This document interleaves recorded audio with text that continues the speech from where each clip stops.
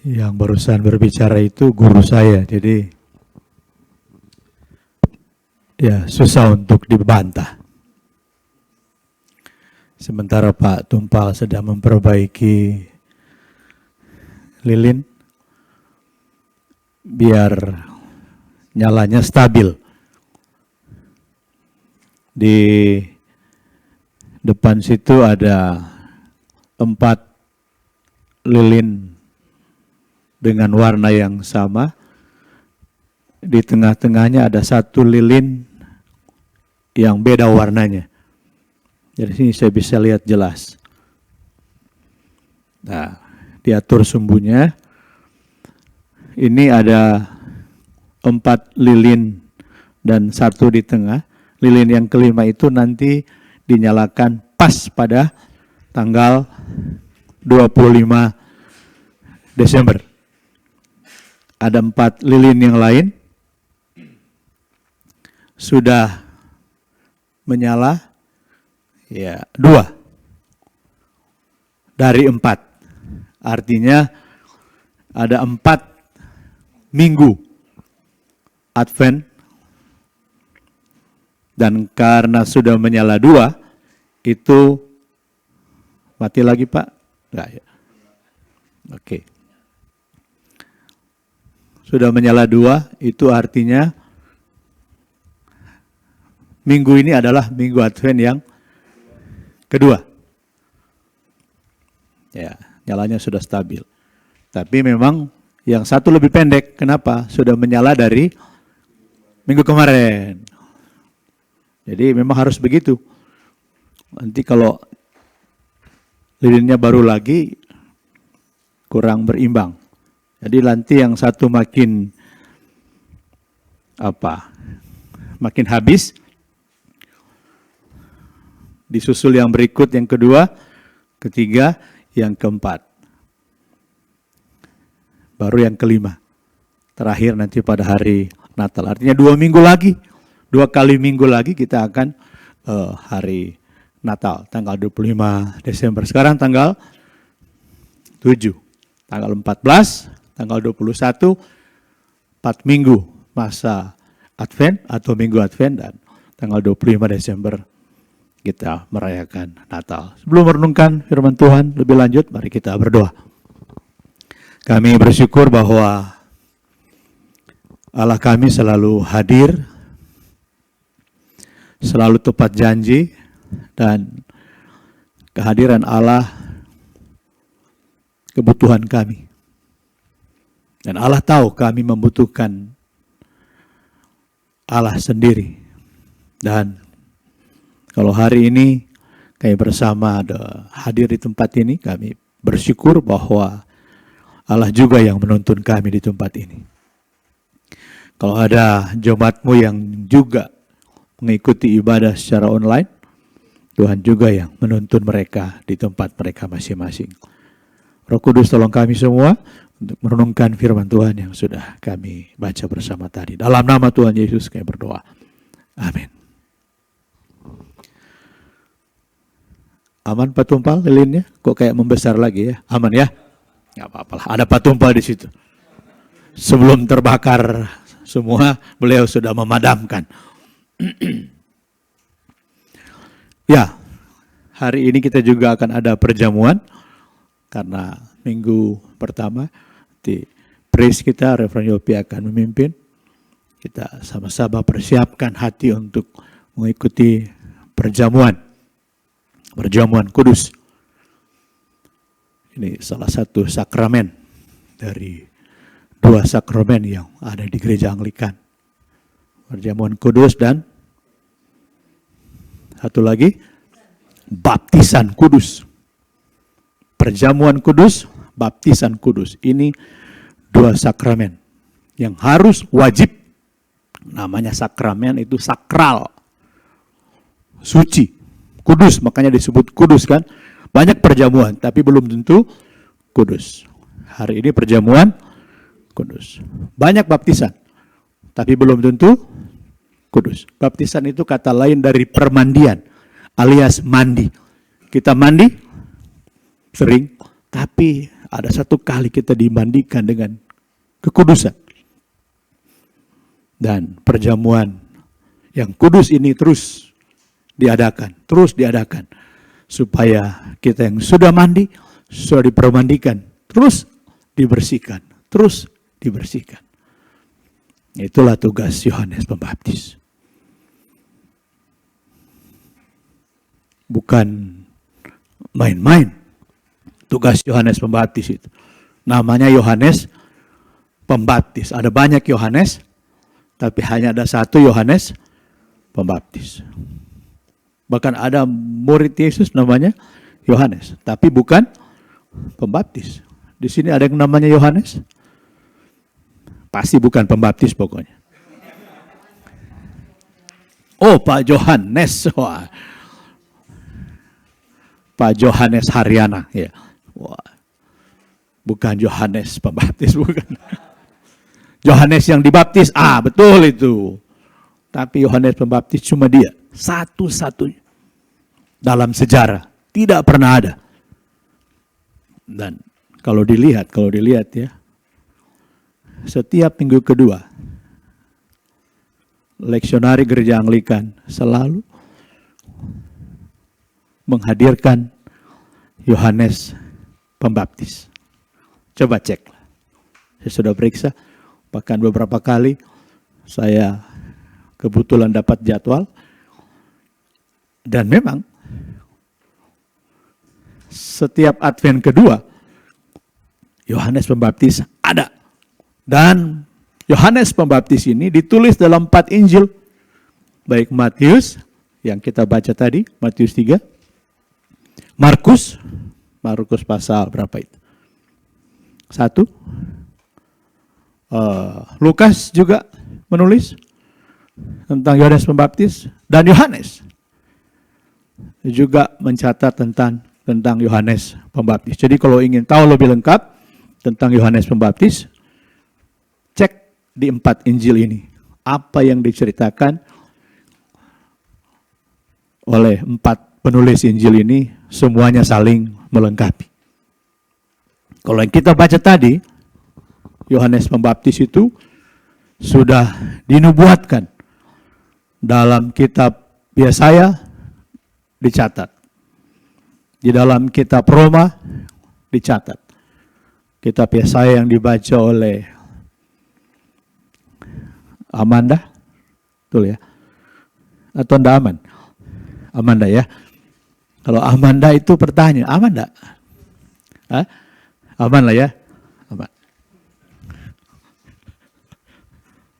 Ada browniesnya juga.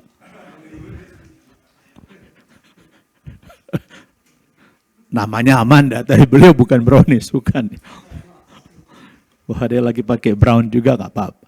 Dan yang baca kitab Roma adalah Bung Frans. Namanya khas ya, kata Reverend Yopi. Sama. Bicara soal, jadi bayangkan, persiapan-persiapan itu memang berujung. Persiapan kedatangan Yesus berujung pada Yohanes Pembaptis. Tapi persiapan Yohanes Pembaptis pun sudah ribuan tahun lalu sudah dipersiapkan. Jadi yang mempersiapkan jalan bagi Tuhan, yaitu Yohanes Pembaptis, jalannya juga dipersiapkan. Persiapkan, terus dipersiapkan. Nanti pertanyaannya, kita siap belum? Karena persiapan itu sudah berlangsung terus. Perjanjian lama sampai ke perjanjian baru yang sudah lama juga kan. Perjanjian lama apalagi, perjanjian baru aja udah lama. 2000 tahun lalu. Kurang lebih ya. Apalagi perjanjian lama. Terus dipersiapkan sampai saat ini pun kita sedang dipersiapkan untuk menantikan kedatangan Tuhan Yesus yang itulah namanya Advent itu kan.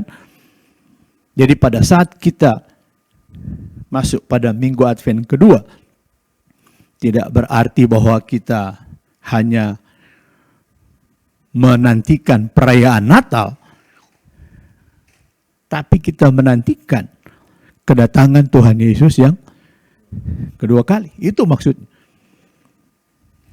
Benar, kita sedang menantikan perayaan Natal tanggal 25. Tapi lebih dari itu.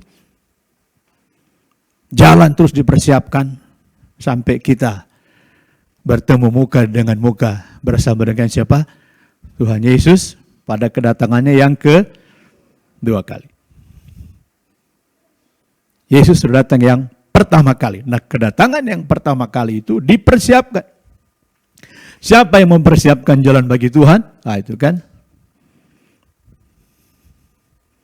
Siapa dia namanya? Yohanes Pembaptis. Siapa dia? Bolehlah kalau yang sudah punya gadget tinggal googling siapa dia. Tapi ringkasnya, siapa duluan lahir Yohanes dengan Yesus? Yohanes. Berapa lama? Kira-kira berapa? 6 bulan ya. Sudah tahu ya. Cuma nggak ada yang tahu KTP-nya gitu ya. Jadi susah. Tapi dari Alkitab sudah dicatat memang kurang lebih siapa namanya Yohanes Pembaptis? Bapaknya itu. Ibunya Elizabeth. Elizabeth sedang mengandung berapa bulan?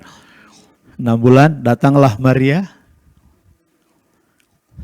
yang juga sudah didatangi oleh malaikat dan dia akan mengandung dari Roh Kudus. Dan pada saat Maria datang bertemu dengan ibunya Yohanes Pembaptis, itu bayi yang ada dalam kandungannya itu melonjak kegirangan. Gimana dia? Yohanes Pembaptis ini hebat. Dia dalam kandungan aja sudah bergirang ya. Namanya Yohanes Pembaptis. Oke lah, tapi kemudian dicatat apa yang dibacakan tadi khususnya oleh Reverend Yopi. Dikatakan bahwa ini, sesungguhnya dialah yang dimaksudkan Nabi Yesaya ketika ia berkata, Matius pasal 3 tadi.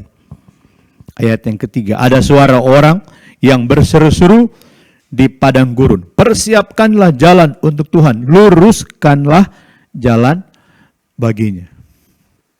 Itulah tugas satu-satunya dari Yohanes Pembaptis.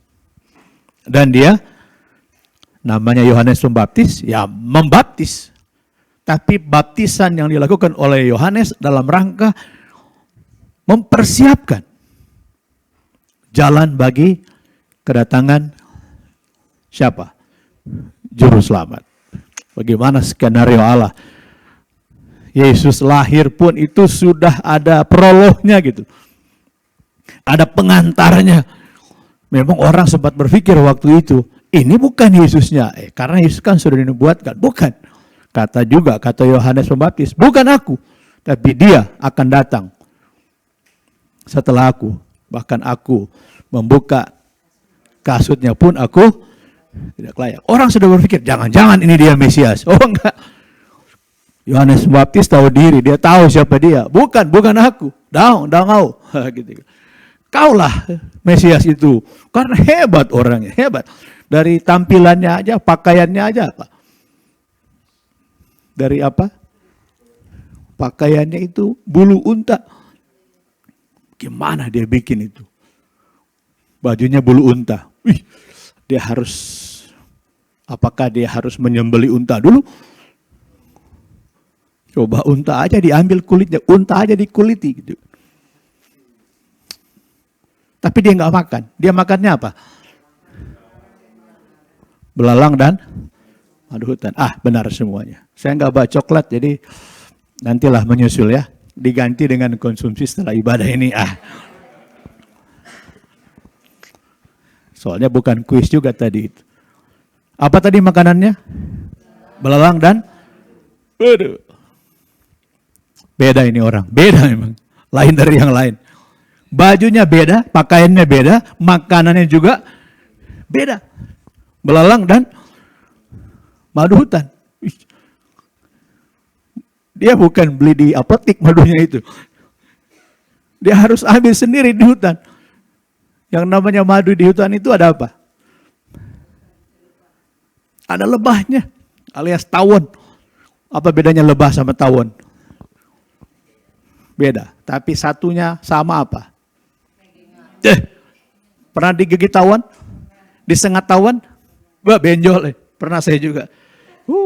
Cepet benjolnya itu. Langsung meriang.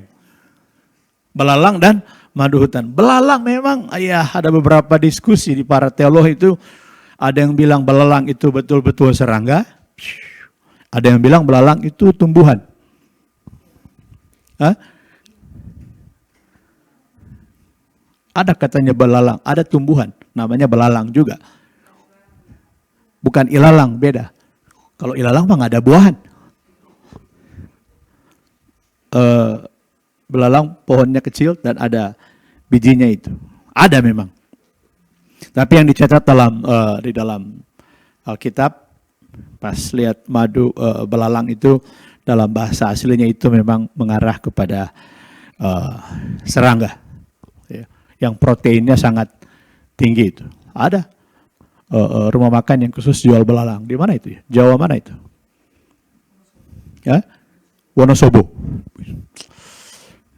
Di kampung kami juga belalang suka dimakan. Oh, proteinnya tinggi itu.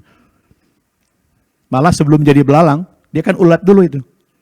Sebelum jadi belalang, kita udah ambil dia, ulatnya, ditusuk kayak sate itu, dibakar.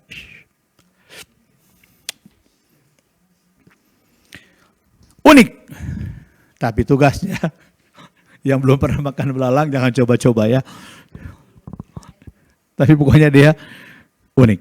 Dan pada saat dia membaptis, ini yang dibaca tadi itu, dia berhadapan dengan orang-orang yang memang juga nggak suka sama dia. Dia kasih kabar baik bahwa Mesias akan datang untuk melepaskan manusia dari dosa-dosa. Emangnya semua orang terima beritanya?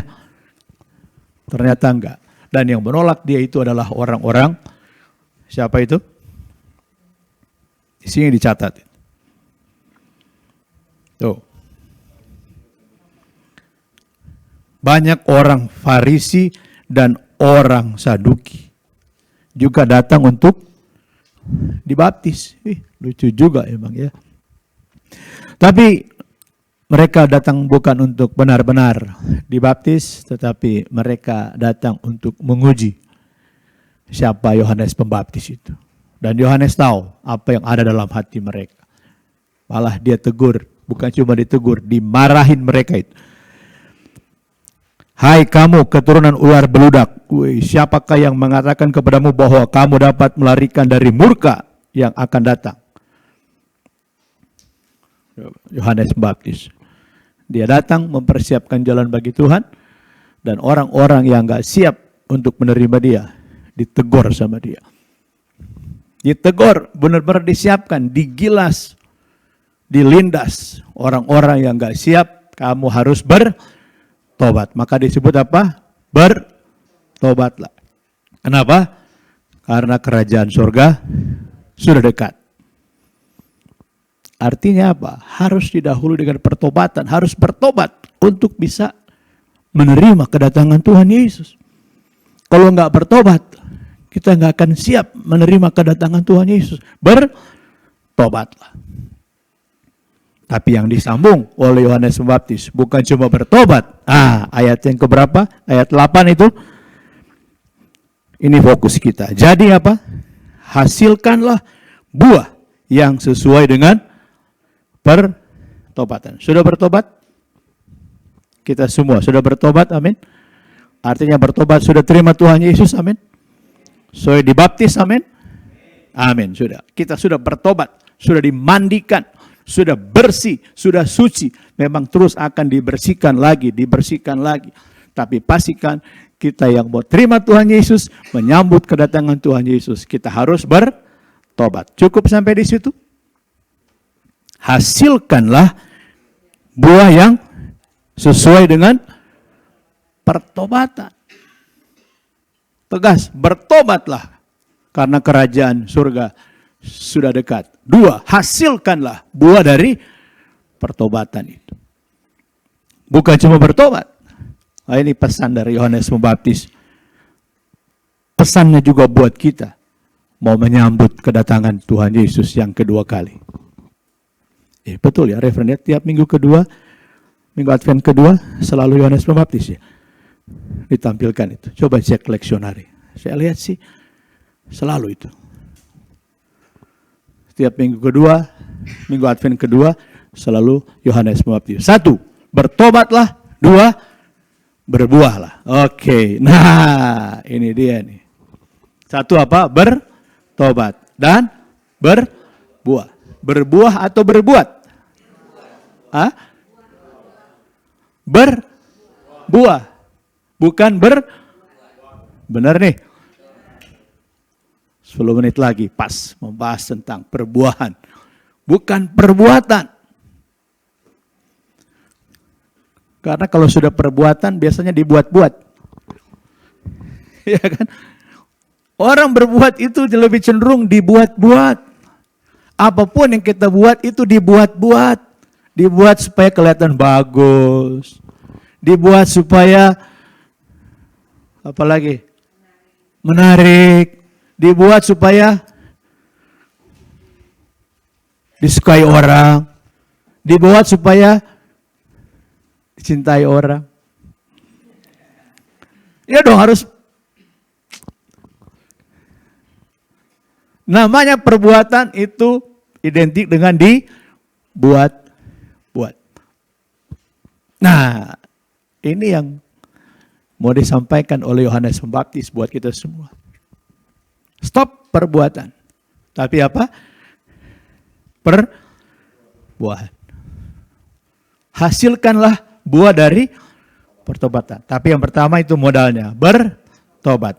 2, berbuah. Bertobat. Berbuah. Sekalipun banyak orang berusaha untuk berbuat. Dia sudah bertobat. Dia harus berbuat ini. Berbuat baik. Berbuat ini. Berbuat itu. Oke lah. Pernah berbuat baik dan dibilang jelek? Sakit hati enggak?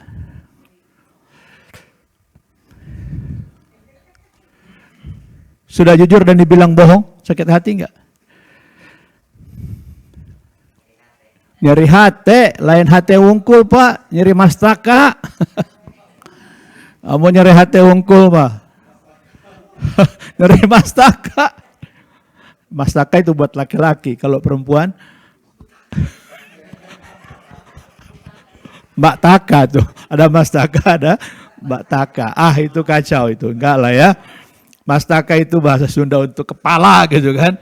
Hati ya, nyeri hati, nyeri mastaka gitu kan. Bukan cuma sakit hati tapi sakit kepala juga, pusing. Sudah bikin ini salah, bikin ini salah, buat ini salah, buat itu salah. Kayak orang jualan obat saja begitu ya. Buat itu salah, buat ini salah. Apapun kita buat semuanya jadi salah. Itu hasil dari perbuatan. Salah. Dan kita akan cari orang yang membenarkan perbuatan kita. Oke lah hari ini dia benarkan perbuatan kita. Besok masih enggak? Karena hari ini kita kasih uang buat dia. Besok kita enggak kasih lagi. Udah salah lah kita. Stop perbuatan. Oke ya, singkat waktu kita. Stop perbuatan. Karena perbuatan itu cenderung dibuat-buat.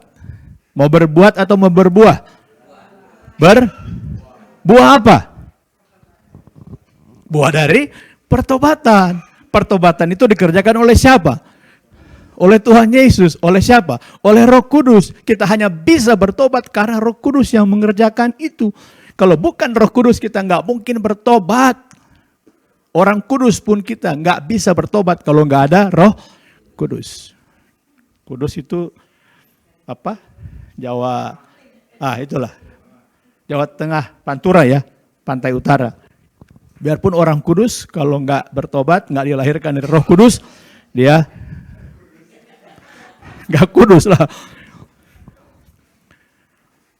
Bertobat oleh Roh Kudus. Nah, itulah modal kita untuk bukan berbuat ya. Mana lebih capek, berbuah atau berbuat? Yang mana yang lebih capek, berbuah atau berbuat? Yang dilakukan orang apa, berbuat atau berbuah?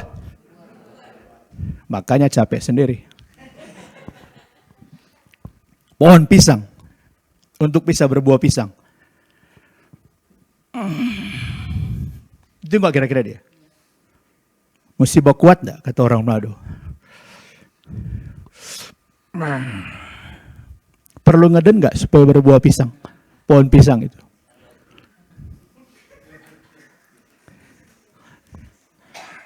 Buah durian, biarpun buahnya berduri, tapi dalamnya, waduh. Kalau yang manis, tapi saya pernah dapat durian busuk juga gitu kan. Murah, bagus isinya. Oh siap, bawa. Alah busuk, beli 4 coba ya, busuk 3 ya. Yang 1 asem. Akhirnya dibuang semuanya. Makanya pengalaman, kalau mau beli durian, makan di situ. Belah di situ, makan di situ. Pak, belahin. Nggak bagus, biarin dia yang buang. Pak, belahin. Nggak bagus, biarin dia yang buang. Gitu. Pak, belahin. Ya nggak ada yang bagus Pak ya. Mangga Pak. Biar dia tahu kalau jual durian itu harus yang bagus gitu kan. Jangan cuma harganya aja. Berbuah, bukan berbuat. Buah apa untuk Natal kita ini? Nah itulah yang dicatat di dalam Galatia pasal 5 ayat 22. Boleh ditampilkan Kristi operatornya? Atau siapa? Atau ayat 8 Matius pasal 3. Galatia 5 ayat 22. Coba. Buah apa yang harus kita hasilkan? Kita harus berbuah apa? Mau menantikan kedatangan Tuhan Yesus. Bisa ditampilkan enggak? Galatia 5 ayat 22. Ya, sudah ada yang mau menjawab. Galatia 5 ayat 22 dan 23. Galatia 5 bisa tampilkan atau saya baca aja. Atau kita baca, coba. Yang punya gadget suci. Iya kan? Gadget suci, bukan cuma kitab suci kan. Galatia pasal 5. 5 menit lagi soalnya ini. Tapi singkatlah, nggak usah panjang-panjang. Orang-orang pintar semua di sini nggak usah lama-lama untuk berkhotbah. Yang penting kita diingatkan. Ya. Diemut, bukan diemut ya. Diemut, sanes di emut. Apa bedanya emut dan emut? Diemut mah nggak ditelan-telan, kalau diemut iyalah gitu kan. Bisa tampil Galatia 5 ayat 22 ayat 22 saya baca. Tetapi buah roh. Kayak buah roh.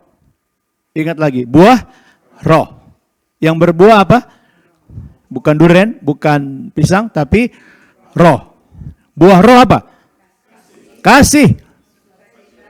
Keheula. Mau langsung aja gitu kan. Itu kecepatan gitu, langsung kasih sukacita dan penguasaan diri. Beres, dah berbuah. Enggak. Itu berucap, itu berbuatan dewa. Kita harus berbuat kasih, kita harus berbuat sukacita. Senyum dong. Itu perbuatan semua. Capek orang yang berbuat capek. Jok kata saya juga capek. Satu apa? Bukan satu semuanya. Buah roh ini satu kesatuan.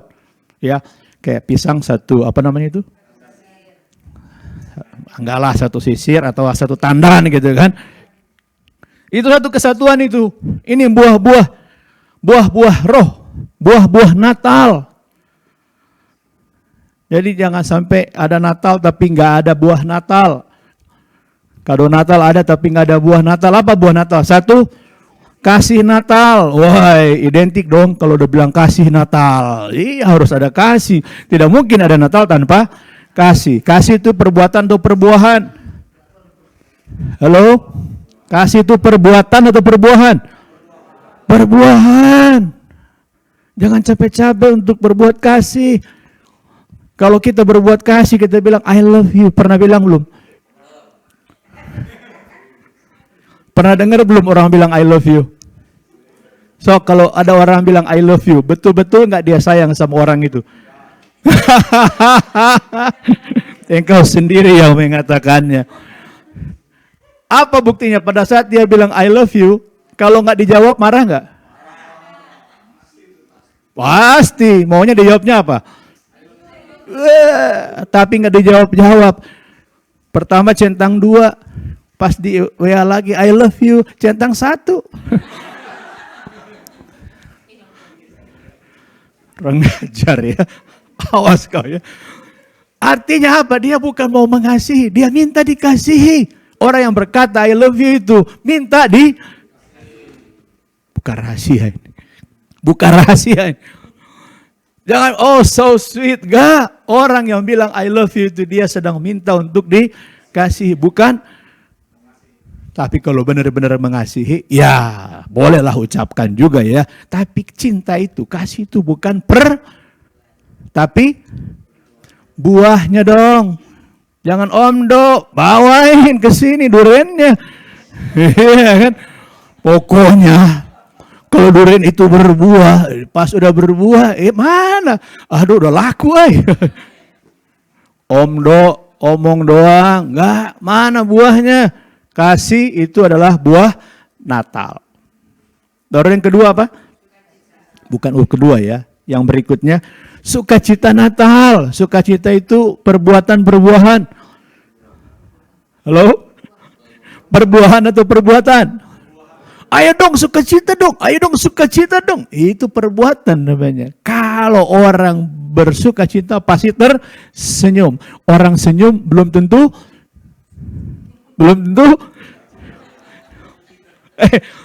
Banyak orang senyum, tapi setelah itu, aduh, atau memang dia senyum, lagi pengen senyum aja gitu kan.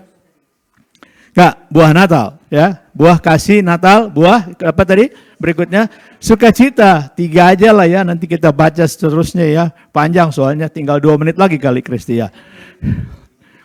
Berikutnya apa? Damai. Damai Natal. Wah, ambil aja 3 dulu yang pertama. Kasih Natal, sukacita Natal, damai. Damai Natal. Damai itu perbuatan-perbuahan. Perbuahan. Keren. Capek enggak untuk damai itu? Capek enggak untuk damai? Lelah enggak? Udahlah, kalau kita punya roh, dengan sendirinya akan ada damai. Nggak usah cari damai itu, nggak usah dicari damai itu. Atau dibuat-buat begitu kan. Nggak lah, banyak toko damai. Lagunya juga damai. Kalau ku cari damai, hanya ku dapat dalam Yesus. Perlu dicari nggak? Nggak usah dicari, dapat dalam Yesus. Dialah bayi Natal, dialah Natal itu. Kalau ku cari ketenangan, hanya ku temui. Gak usah cari. Tak satu pun dapat menghiburku. Tak seorang pun dapat. Hanya Yesus jawaban hidupku.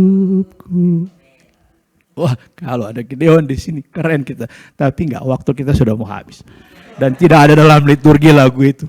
Ya kan? Gak usah cari buah Natal itu. Gak usah berusaha untuk mengasihi. Gak usah berusaha untuk apa tadi? Sukacita. Gak usah berusaha untuk berdamai. Capek kita. Damai dengan si ini, musuhan sama si itu. Karena si orang itu gak suka saya berdamai dengan dia. Ya kan? Saya pernah sama si A, si B gak suka. Jadi si B sekarang giliran gak damai sama saya. Kenapa dia gak damai? Kamu sih damai sama dia. Maunya kita sih berdamai sama A dan B. Tapi A dan B ternyata lagi gak damai gitu kan. Gimana? Udah kita cari yang C aja. Dapat si C. Ya juga sama. Dapat Johan pusing. Udahlah. Jangan berbuat. Tapi seringan itu. Seringan itu, ya, kasih itu begitu ringan, nggak berat. Sukacita itu begitu ringan, nggak berat. Damai itu nggak. Apalagi berikutnya itu tambah satu lagi lah. Kesabaran, sabar itu perbuatan-perbuahan. Udah sabar loh gue. Udah sabar nih ya, sabar nih ya. Awas, sudah sabar nih, udah tahan sabar nih ya. Lagi sabar nggak? Orang yang bilang udah sabar, sabar nggak dia? Karena dia ingin berbuat. Ringan. Karena itu buah roh. Biarkan roh yang ada dalam diri kita. Dialah yang berbuah. Itu bukan perbuatan kita, tapi perbuahan dari Roh Kudus yang ada dalam diri kita. Amin. Amin. Amin. Tuhan berkati. Mau berbuat atau berbuat? Serahkan diri kita kepada Tuhan Yesus. Roh Kudus akan berbuah. Banyak nggak? Ada berhentinya nggak? Oh, buahnya itu selalu ada. Tidak berhenti menghasilkan buah. Kita bisa berhenti berbuat. Tapi perbuahan dalam Roh Kudus selalu berbuah pada setiap musim. Selalu berbuah. Dan tidak pernah berhenti menghasilkan buah. Amin. Tuhan memberkati, mari berdoa. Roh Kudus yang ada pada kami, kiranya terus bekerja. Bukan hanya diam di dalam kami, tapi menguasai seluruh kehidupan kami. Dan kiranya boleh menghasilkan buah. Kalau kami yang berusaha justru mau tampil menghasilkan buah, yang seharusnya itu adalah hasil dari roh kami yang menekan itu. Dan kami yang ingin tampil, oh Tuhan tolong kami. Bukan kami. Sebagaimana Yohanes Pembaptis, bukan dia. Tapi Yesus. Ya harus makin bertambah, kita harus makin berkurang. Biar Tuhan yang tampil, bukan kami. Biar buah roh yang tampil, bukan perbuatan kami. Roh Kudus tolong kami semua. Dalam nama Yesus kami berdoa. Amin. Tepuk tangan dong buat Tuhan kita. Haleluya.